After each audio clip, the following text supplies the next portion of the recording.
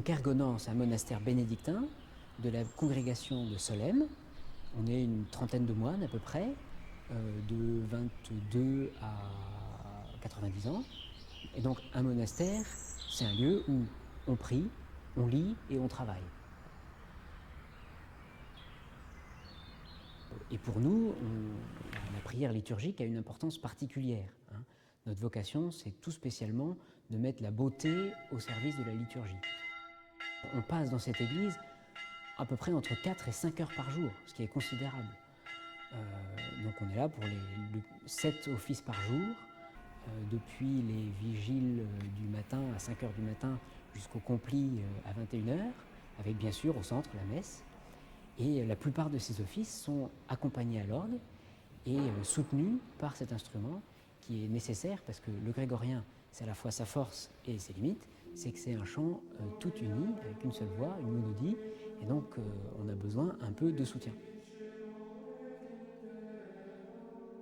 Actuellement, on a un petit orgue d'accompagnement qui fait 3 jeux, qui est très bien, mais qui ne nous permet pas de jouer des morceaux et de jouer le répertoire. Or, si vous voulez, un choral de Bach, par exemple, c'est une merveille d'équilibre, c'est un trésor de spiritualité, on ne peut pas s'en passer. Donc, pour valoriser ce patrimoine musical exceptionnel, on avait envie d'un orgue qui, justement, puisse nous permettre de jouer les grands maîtres de la musique baroque, et spécialement Jean-Sébastien Bach. Voilà.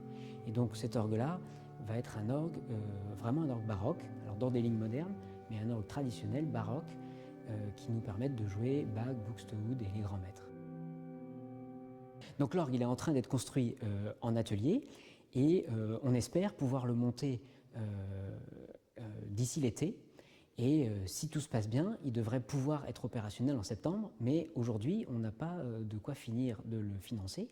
Et donc, parce que bon, nous, on vit quand même avec une certaine pauvreté de vie, et évidemment, c'est un budget qui dépasse les capacités d'un monastère habituel. Et donc, c'est pour ça qu'on a besoin de vous pour le mettre à bien. Et puis, si Dieu veut, en septembre, vous pourrez venir l'écouter.